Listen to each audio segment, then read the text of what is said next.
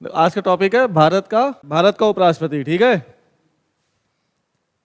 यानी आर्टिकल 63 से लेकर 69 ये सारे अनुच्छेद किससे संबंधित हैं?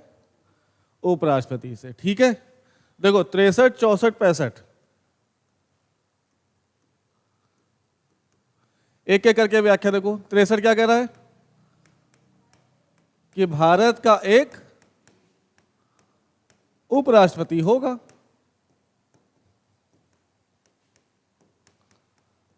ठीक, कौन होगा? जो कुछ योग्यताएं रखता होगा। उस योग्यता को उल्लेख कहां दिया रखा है? कहां है?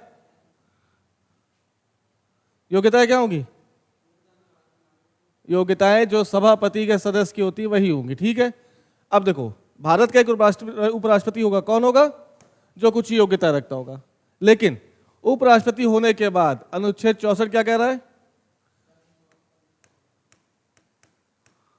उपराष्ट्रपति राज्यसभा का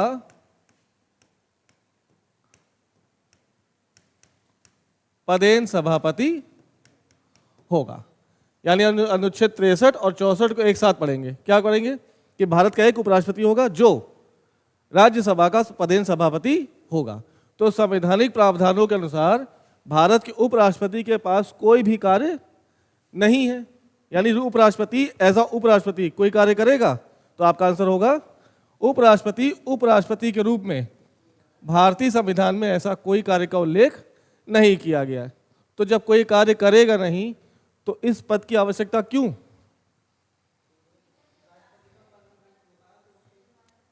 हाँ, तो इसकी उल्लेख कौन कर रहा है? 65 कह रहा है कि राष्ट्रपति के पद पर में कोई आकस्मिक रिक्ति हो जाए। क्या हो जाए? हो जाए तो उपराष्ट्रपति कैसे काम करेगा? एक्टिंग प्रेसिडेंट के रूप में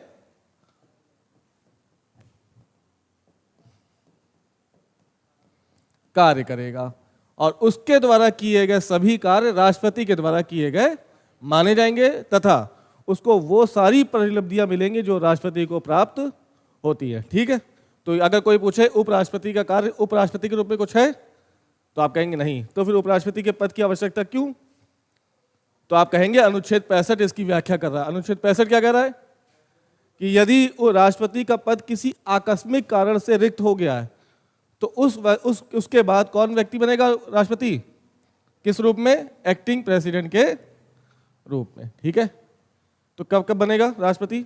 उपराष्ट्रपति राष्ट्रपति कब बनेगा बताओ? अच्छा बताओ, राष्ट्रपति की पद रिक्ति कैसे कैसे हो सकती है?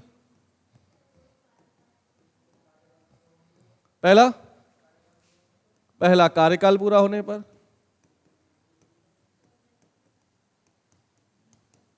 दूसरा उसकी मृत्यु हो जाए, तीसरा वो त्यागपत्र दे दे, चौथा राष्ट्रपति का पद महाभियोग लग जाए या उसका निर्वाचन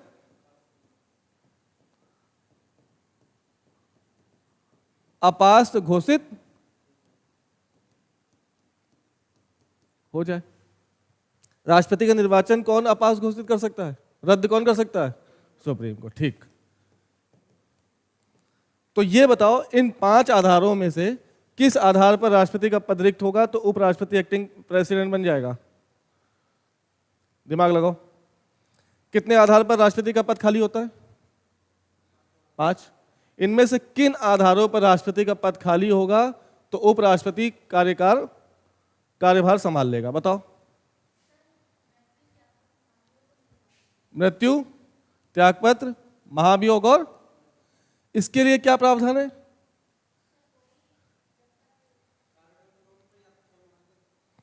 अगर कार्यकाल पूरा होने पर राष्ट्रपति का पद खाली हो रहा है तो संविधान कह रहा है कि 6 माह पूर्व ही चुनाव, मतलब कार्यकाल पूरा होने से पूर्व ही चुनाव कराए जाने चाहिए, लेकिन नहीं हो पाए चुनाव तो यही व्यक्ति उपराष्ट्रपति ही अपने पद पर बना रहेगा। कब तक बना रहेगा? जब तक नया व्यक्ति राष्ट्रपति का पद ना प्राप्त कर ले। बाकी इन समस्त आधारों पर यदि राष्ट्रपति का पद खाली हो रहा है तो कौन? तो वाइस प्रेसिडेंट भारत का क्या बन जाएगा? राष्ट्रपति बन जाएगा। ठीक है, समझ में आ गई बात? इस आधार पे खाली हो रहा तो उत्तराधिकार पद का यूज कहां किया गया है?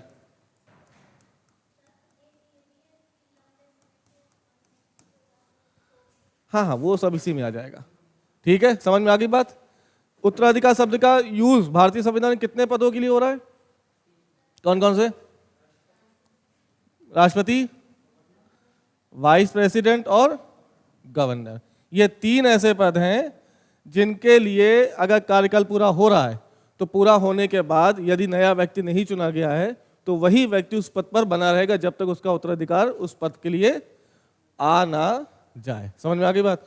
तो इन आधारों पर यदि राष्ट्रपति का पद खाली हो रहा है तो उपराष्ट्रपति राष्ट्रपति के रूप में कार्य करेगा। इस वजह से उपराष्ट्रपति के पद की आवश्यकता भारतीय संविधान में महसूस की गई। ठीक है, अदरवाइज उपराष्ट्रपति के रूप में कोई कार्य नहीं करेगा। ठीक है, क्वेश्चन पूछा जाए उपराष्ट्रपति की सैलरी कितनी है?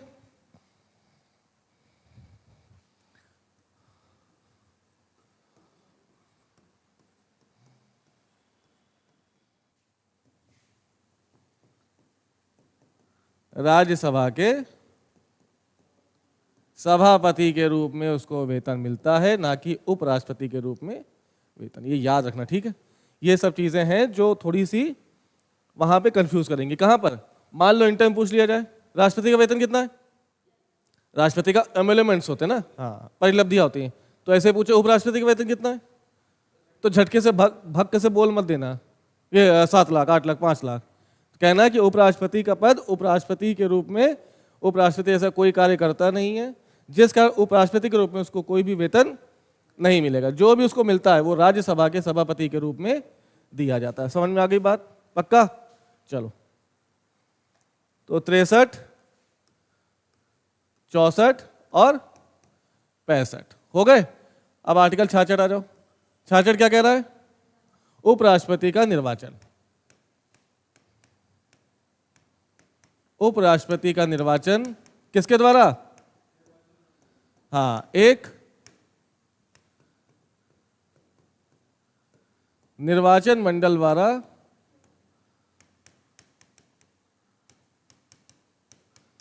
किया जाएगा। पूरे भारतीय संविधान में ये निर्वाचन मंडल द्वारा जो चुनाव हो रहे हैं वो किसके लिए यूज किए गए हैं? सिर्फ 2 पद के लिए। कौन कौन से? पहला, राष्ट्रपति का चुनाव भी निर्वाचक मंडल करता है और वाइस प्रेसिडेंट का चुनाव भी एक निर्वाचक मंडल द्वारा किया जाएगा। ठीक है, दोनों के निर्वाचक मंडल में अंतर क्या है? चलो देखें कितना याद है। राष्ट्रपति के निर्वाचक मंडल में कौन शामिल?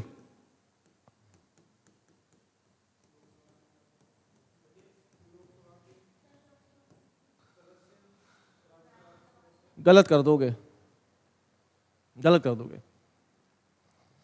और यूपीएससी क्वेश्चन यही पूछता है। ऐसे पूछेगा, जिस प्रकार राष्ट्रपति के निर्वाचक मंडल में लोकसभा राज्यसभा के सभी निर्वाचित सदस्य भाग लेते हैं, ठीक उसी प्रकार उपराष्ट्रपति के निर्वाचक मंडल में यही लोग भाग लेंगे। स्टेटमेंट ठीक है? क्या सही है इसमें, क्या गलत है? हाँ, तो क्यों नहीं बोल रही है? सभी सदस्य क्यों बोला तुमने? लोकसभा और राज्यसभा के कौन? सभी निर्वाचित सदस्य और राज्यों की विधानसभा के निर्वाचित सदस्य और दिल्ली और पौंडीचेरी के निर्वाचित सदस्य। ये कब जोड़ा गया? कुछ नहीं याद है तुम लोग को? 17वें संविधान संशोधन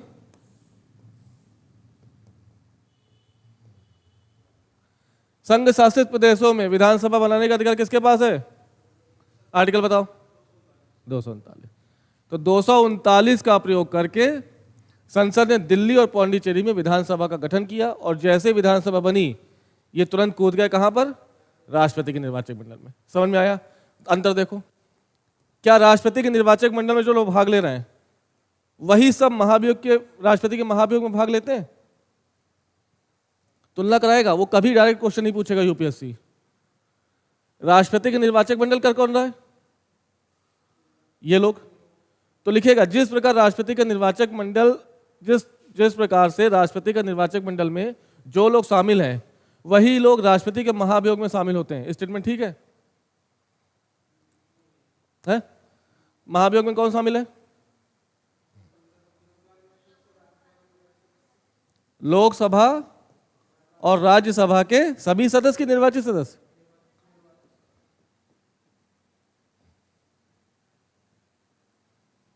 कहां लिखा तुमने? महाभियोग में कौन भाग लेता है? महाभियोग की प्रक्रिया बताओ राष्ट्रपति की। अनुच्छेद कौन सा है राष्ट्रपति का महाभियोग? 61। आधार क्या है? संविधान का उल्लंघन। क्या होगा? महाभियोग कब लगेगा? उल्लंघन पर। कौन लगाएगा ये आरोप? मंत्रिपरिषद कहेगी आर्टिकल 74 का यूज नहीं किया, तो अतः इन पर महाभियोग की प्रक्रिया शुरू की जाए। कहां शुरू की जाएगी? किसी भी सदन में। किसी भी सदन में शुरू करने की शर्त क्या है? कि प्रस्ताव जिस सदन में आएगा उसके 1/4 सदस्यों का हस्ताक्षर सहित लिखित सूचना किसको देनी होगी? उस सदन के अध्यक्ष को। कहां लिखा था सब निर्वाचित और सभी सदस्य? तो लोकसभा राज्यसभा के सभी सदस्य भाग लेंगे ना, तो महाभियोग में सभी सदस्य और चुनाव में निर्वाचित सदस्य। याद रखना, ठीक है? महाभियोग में सभी सदस्य, चुनाव में निर्वाचित सदस्य। ये रट लो। के बाद वाले जो 12 लोग सेलेक्ट होते हैं, राष्ट्रपति जिनको मनोनीत करता है साहित्य, विज्ञान, कला, समाज सेवा से, वो भी महाभियोग की प्रक्रिया में भाग लेंगे। लेकिन ये लोग राष्ट्रपति के निर्वाचक मंडल में भाग, ऐसा क्यों? क्योंकि ये जनता द्वारा चुने नहीं गए। तो जब वोट वैल्यू निकालते हैं एमएलए और एमपी की, तो उस वोट वैल्यू की गणना इनके द्वारा नहीं हो पाएगी। समझ में आ गई बात? दूसरा कारण क्या है? कि जब राष्ट्रपति इनको मनोनीत कर रहा है तो इनको कहां से अधिकार मिल गया उनको हटाने का? नहीं समझे? 2 कारण तुम्हें लिखाए थे, तो ये सब याद रखो मेरे भाई, कंफ्यूज हो जाओगे नहीं तो। इसी तरह से उपराष्ट्रपति का चुनाव कैसे होगा? ये आर्टिकल 66 किसके द्वारा? एक इलेक्टोरल कॉलेज द्वारा। ठीक है, पक्का? लेकिन उपराष्ट्रपति के चुनाव को लेकर मूल संविधान में यह चीज नहीं थी कि उपराष्ट्रपति का चुनाव एक निर्वाचक मंडल द्वारा किया जाएगा। यह लाइन मूल संविधान में नहीं थी, यह बाद में जोड़ी गई। तो थी क्या? हाँ, मूल संविधान में लिखा था कि उपराष्ट्रपति का चुनाव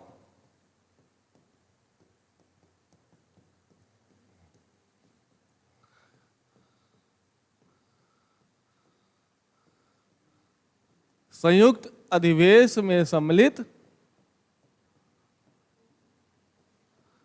दोनों सदनों के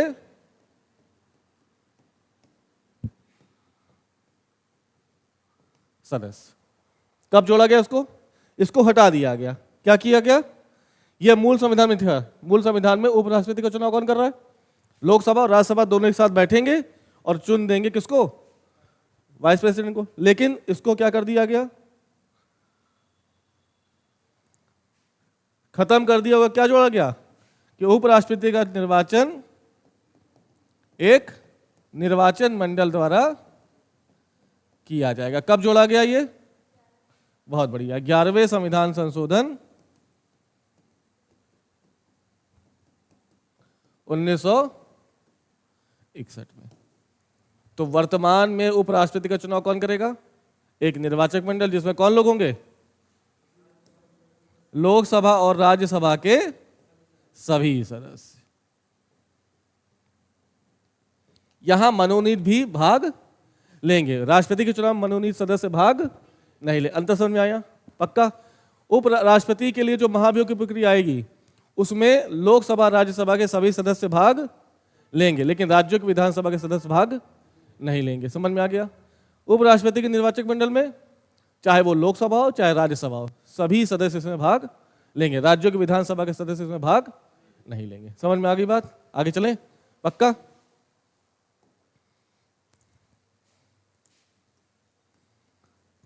समय सीमा कितनी?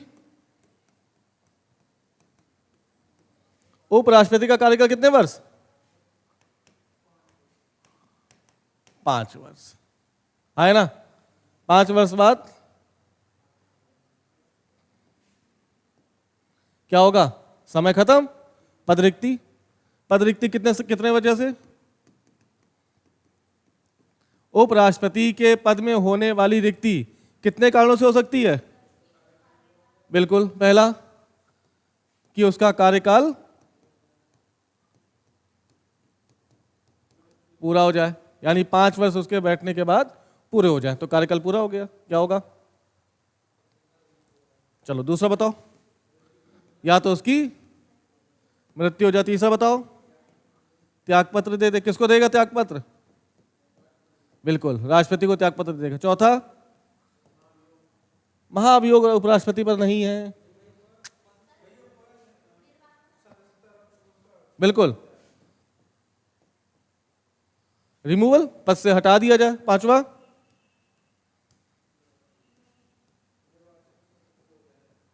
निर्वाचन अपास्त हो जाए। कौन करेगा? निर्वाचन कौन रद्द कर सकता? Supreme court. समझो, जिस प्रकार से राष्ट्रपति का पद रिक्त हो रही, उनके कितने आधार हैं? 5। कौन कौन सा? कार्यकाल पूरा हो जाए, मृत्यु हो जाए, त्यागपत्र दे दे, महाभियोग लग जाए, या निर्वाचन सुप्रीम कोर्ट द्वारा निर्वाचन उसका अवैध घोषित कर दिया जाए। हाँ, इसमें क्या है? बस कार्यकाल पूरा हो जाए सेम, मृत्यु हो जाए सेम, त्यागपत्र हो जाए सेम, निर्वाचन अपास घोषित हो जाए वो भी सेम। यहां पर महाभियोग हटा दो और क्या लगा दो?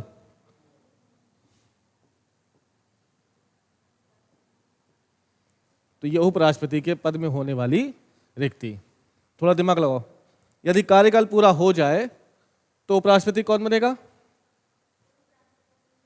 तो उपराष्ट्रपति ही उपराष्ट्रपति के पद पर बना रहेगा। कब तक?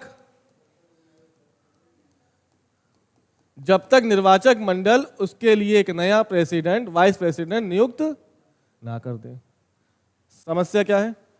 उपराष्ट्रपति का कार्यकाल पूरा होने वाला है, उसके पहले ही चुनाव हो जाने चाहिए। समझ में आया? नहीं हो पाए तो राष्ट्रपति का चुनाव कितने समय में हो जाना चाहिए था? 6 माह। उपराष्ट्रपति का बिल्कुल, बहुत बढ़िया, बस यही अंतर है। समझो, थोड़ा तुलना करके लिखोगे तब याद रहेगा। कार्यकाल पूरा होने की स्थिति में पद रिक्ति, एक तरफ कौन है? राष्ट्रपति, और दूसरी तरफ कौन है? Vice president. यदि इनका पद रिक्त हो गया किसकी वजह से? कार्यकाल पूरा होने से, तो मतलब संविधान में क्या है, मतलब परंपरा क्या है कि कार्यकाल पूरा होने से पहले ही नया व्यक्ति चुन लिया जाना चाहिए। लेकिन नहीं हो पाया तो 6 माह के भीतर, कितने माह के भीतर? 6 माह के भीतर चुनाव करा लिए जाएंगे। कहां पर? तो सोचो, उपराष्ट्रपति का कार्यकाल कितने वर्ष राष्ट्रपति के रूप में? राष्ट्रपति के रूप में उपराष्ट्रपति कितने अधिकतम समय तक बैठ सकता है? 6 माह तक। समझ में आ गई बात? यहां पर क्या है? उपराष्ट्रपति का पद कार्यकाल पूरा होने से खाली हो गया, तो मतलब परंपरा क्या है? चुनाव खाली होने से पहले ही नया व्यक्ति उपराष्ट्रपति लिए चुना जाना चाहिए। लेकिन मान लो नहीं हो पाया, तब यहां पर 6 माह और यहां पर क्या लिखा है? यथा शीघ्र, एज सुन एज।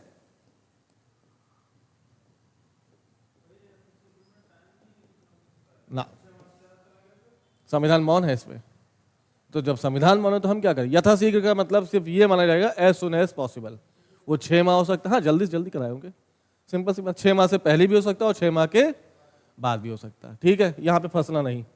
क्वेश्चन कैसे फंसाएगा यूपीएससी, सोचो, तुलना करेंगे। जिस प्रकार राष्ट्रपति के पद खाली होने पर चुनाव 6 माह के भीतर हो जाने चाहिए, ठीक उसी प्रकार उपराष्ट्रपति के लिए भी यही प्रावधान किया गया है।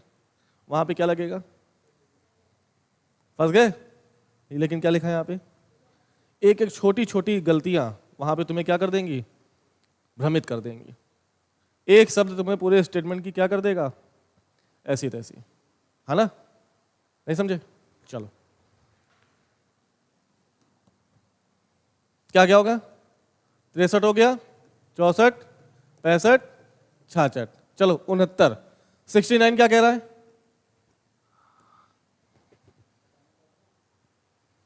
69 क्या कह रहा है,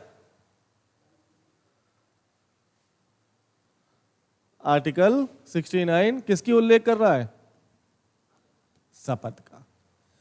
भारतीय संविधान में कितने पद हैं जिनकी शपथ का उल्लेख तीसरी अनुसूची में नहीं है बल्कि उनके अनुच्छेदों में किया गया है? कोई 3 कौन कौन सा? प्रेसिडेंट की शपथ का उल्लेख आर्टिकल बताओ, देखना नहीं। वाइस प्रेसिडेंट की शपथ का उल्लेख बताओ, गवर्नर की शपथ का उल्लेख बताओ, 159। ये 3 ऐसे पद हैं जिनकी शपथ का उल्लेख तीसरी अनुसूची में नहीं है जबकि उनके अनुच्छेदों में ही।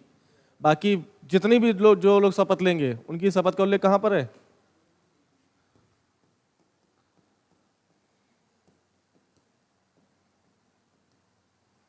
तीसरी अनुसूची। याद रखोगे पक्का, श्योर?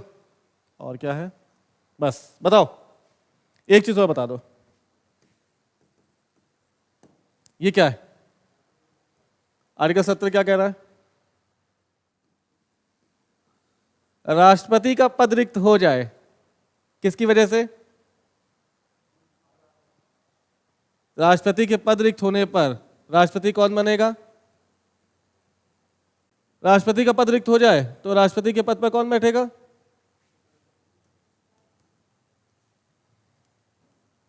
यह भी खाली हो जाए तो, ये भी नहीं है, ये भी नहीं है, सुप्रीम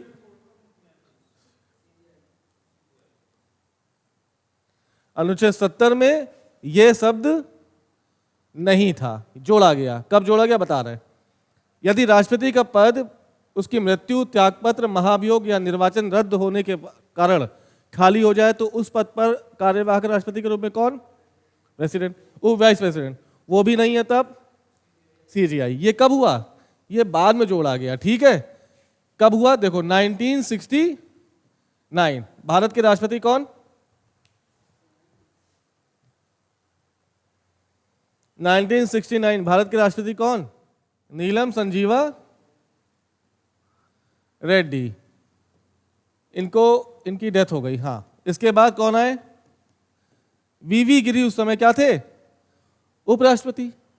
तो उपराष्ट्रपति राष्ट्रपति के पद पर बैठ सकता है, बैठने वाले थे लेकिन इन्होंने क्या दे दिया, रिजाइन। अब स्थिति फंसी ना, क्योंकि अनुच्छेद 70 में सिर्फ ये 2 बात लिखी थी कि यदि राष्ट्रपति का पद खाली होता तो उपराष्ट्रपति उनके पद को संभालेगा, सीजीआई का कहीं उल्लेख नहीं। ठीक, 69 में क्या स्थिति बनी, नीलम संजीवा रेड्डी की डेथ हो गई। डेथ होने के बाद यानी उनका जो पद रिक्ति हुई कैसी हुई, आकस्मिक कारण से। आकस्मिक कारण से पद रिक्ति होगी तो राष्ट्रपति के पद पर कौन बैठेगा, इन्होंने भी रिजाइन कर दी, अब कौन बैठेगा। तब यह कहा गया कि अगर ये दोनों ही पद खाली हैं तो सीजीआई को पद पर बैठाया जा सकता है। ठीक, अब सोचो, राष्ट्रपति का पद किसी भी कारण से खाली हो गया, कार्यकाल पूरा होने के अलावा, क्योंकि कार्यकाल पूरा होने के अलावा, कार्यकाल पूरा होने पर अगर खाली हो रहा तब, तो वही व्यक्ति राष्ट्रपति के पद पर बैठे रहेगा तब तक जब तक नया व्यक्ति राष्ट्रपति चुनकर ना आ जाए। लेकिन अन्य 4 कारणों से अगर राष्ट्रपति का पद खाली हो रहा तो वाइस, वो भी नहीं है तो, वो भी नहीं है तो, हाँ, तो अगर ऐसी स्थिति बनेगी तो बात होगी। लेकिन ये कहा जा रहा है कि कौन बैठ सकता है,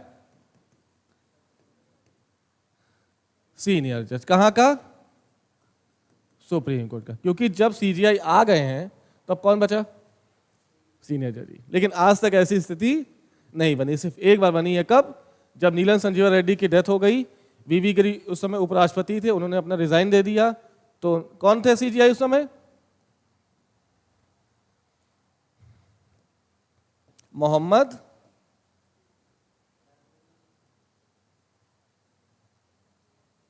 हिदायतुल्लाह। ये ऐसे पहले मुख्य न्यायाधीश हैं जो भारत के राष्ट्रपति बने। कब बने? अब ये सब बेसिक्स याद करो, नहीं तो यूपीएससी छोड़ो, यूपी पुलिस का कांस्टेबल ही नहीं निकले, और नहीं निकलेगा सच में। समझ में आ गई बात? पक्का। एक लास्ट, छोटा था यार, उपराष्ट्रपति छोटा टॉपिक है, ये पढ़ाने की जरूरत नहीं होती है। राष्ट्रपति पढ़ने के बाद खुद ही हो जाना चाहिए था, क्योंकि सब कुछ चीजें क्या हैं, लगभग सेम है। 71 क्या कह रहा है? देखिए किसका याद है इतना, उधर देख के क्या बता रही हो। 71 क्या कह रहा है? 71 के 3 क्लॉज, कितने कितने? 3। कौन कौन से हैं? 71 का क्लॉज 1, यदि राष्ट्रपति और उपराष्ट्रपति के निर्वाचन में कोई विवाद हो जाए तो उस विवाद का निपटारा कौन करेगा? Supreme court. और उसके द्वारा दिया गया निर्णय अंतिम होगा। ये कौन सा आर्टिकल कह रहा है? 17(1) का क्लॉज 1। यानी अंतिम शक्ति किसके पास? राष्ट्रपति और उपराष्ट्रपति के निर्वाचन के संबंध में यदि कोई विवाद हो जाता है तो उस विवाद का निपटारा कौन करेगा? Supreme court. अच्छा, क्या हो सकता है योग्यता के संबंध में विवाद? राष्ट्रपति की योग्यता बताओ जरा। वहां जाके हमेशा फंसोगे, वो फंसाएगा कि निम्न योग्यताओं में से कौन सी राष्ट्रपति की योग्यता के संबंध में नहीं है, और लिखेगा पहला भारत का नागरिक, दूसरा अधिकतम 35 वर्ष की आयु पूरी कर चुका, और तीसरा लोकसभा के सदस्य होने की योग्यता रखता हो। अभी तीनों तो हैं, वहां पकड़ नहीं पाओगे ये शब्द अधिकतम वाला। तो कर रहे होगे कि 70, और आते आते घर कितने बचेंगे? 7। जब तक पीवाईक्यू नहीं देखोगे कहां कहां फंसा रहा है, नहीं कर पाओगे। दूसरा देखो तो सुप्रीम कोर्ट कौन है? अंतिम निर्णय करता। किसके लिए? यदि राष्ट्रपति और उपराष्ट्रपति के निर्वाचन के संबंध में कोई विवाद उत्पन्न हो जाए। दूसरा क्या कह रहा है? निर्वाचन रद्द होने की तारीख से पहले तक तथा पद पर बैठने से राष्ट्रपति या उपराष्ट्रपति द्वारा किए गए सभी कार्य क्या होंगे? विधिमान्य होंगे। आगे बात समझ में कि यदि राष्ट्रपति या उपराष्ट्रपति का निर्वाचन सुप्रीम कोर्ट ने अवैध घोषित कर भी दिया है तो जिस दौरान वो पद पर बैठा है कुछ काम करेगा, उस दौरान उसके द्वारा किए गए सभी कार्य क्या होंगे? लीगल माने जाएंगे। हाँ या ना? तीसरा क्या कह रहा है? तीसरा क्या कह रहा है? 71 क्लॉज 3। अब आ गए? कैसे लिख लिया? कहां चला गया था? क्यों तुमने बोला कि राष्ट्रपति के समय नहीं पढ़ाया हमने? तो यही तो चीज है ना। सामने नोट्स होने के बाद जब पेपर दे के आओगे तो लगे कि भैया ये पढ़ाया था मास्टर ने, नहीं पढ़ाया, मास्टर ने ये मिस कर दिया। और जब वापस आओगे घर हमसे बात करोगे, हाँ यार पढ़ाया था। अब आ गया ना? क्यों आ गया? सोचो, जो चीज पढ़ी वो तुम्हें ये भी नहीं पता कि तुमने पढ़ी है कि नहीं पढ़ी है। स्थिति तो सोचो कहां पे है। क्लिक तक नहीं हो रहा तुम लोग के दिमाग में। कमी कहां पर है? कम से कम ये तो हो जाए कि हाँ सर पढ़ाया आपने, यही बहुत बड़ी बात है। सबके मुंह से क्या निकला? नहीं पढ़ाया। कहां लिखाया आपने? 71 क्लॉज 3 राष्ट्रपति और उपराष्ट्रपति के संदर्भ के चुनाव के संदर्भ में नियम, कायदे, कानून बनाने की शक्ति किसके पास? संसद के पास। और राष्ट्रपति उपराष्ट्रपति के निर्वाचन के संबंध में संसद ने एक ऐसा कानून बनाया जिसका नाम राष्ट्रपति उपराष्ट्रपति निर्वाचन संबंधी अधिनियम 1900 52। समझ में आ गई बात। इसी के तहत एक शर्त और जोड़ी गई थी। क्या जोड़ी गई है? कि राष्ट्रपति के चुनाव के लिए 2 प्रस्तावक और 2 अनुमोदक, जिसको बाद में चेंज किया गया। कब? 1996। इस कानून में संशोधन किया गया और क्या किया गया? 50 प्रस्तावक और 50। तो राष्ट्रपति के लिए तो ये है, उपराष्ट्रपति के लिए क्या है? होगा ना? तो बस यहां पे ये कर देना, 20 प्रस्तावक और 20 अनुमोदक। उपराष्ट्रपति का चुनाव वही लड़ पाएगा जो कुछ योग्यताएं पूरी करता हो, दूसरा लाभ का पद धारण किया हो, तीसरा उसके निर्वाचक मंडल में से टोटल लोगों में से 20 लोग उसको प्रस्तावित करें और 20 लोग उसका अनुमोदन करें, तो वो व्यक्ति उपराष्ट्रपति का चुनाव लड़ सकेगा। समझ में आ गई बात। रिवीजन, जैसे मान लो इसने अप्रूव कर दिया कि सर राष्ट्रपति के चुनाव लड़ेंगे, तुम लोग पूरा निर्वाचक मंडल हो मान लो, ठीक। निर्वाचक मंडल में 50 लोगों ने क्या कहा? मेरा नाम रिफर कर दिया, ठीक है, मेरे नाम के सामने अनुमति जाहिर कर दी कि हाँ मिस्टर ए को राष्ट्रपति का चुनाव लड़ना चाहिए। इन 50 लोगों के अलावा अन्य 50 लोग इस नाम पे क्या करें? अपनी अनुमति दे दें कि हाँ जो नाम प्रस्तावित हुआ है उसका हम अनुमोदन कर रहे हैं। तो टोटल सदस्य कितने होने चाहिए राष्ट्रपति के लिए? 100 और उपराष्ट्रपति के लिए 40। समझ में आ गई बात। सोचो फिर से। एक सबसे बड़ी बात बताएं तुम लोग को, यूपीएससी की तैयारी कभी घंटों में नहीं बटेगी। वो जो कहते हैं ना, जो टॉप कर जाते हैं या सेलेक्ट हो जाते हैं कि मैं 12 घंटे पढ़ता था, 14 घंटे पढ़ता था, क्या सच है ये? एक हफ्ते ज़्यादा पढ़ नहीं पाओगे। वो क्यों कहते हैं? वो क्यों कहते हैं? वो 6 घंटे पढ़ते हैं, ठीक है, और अपनी लाइफ के बचे 6 घंटे का क्या करते हैं? वो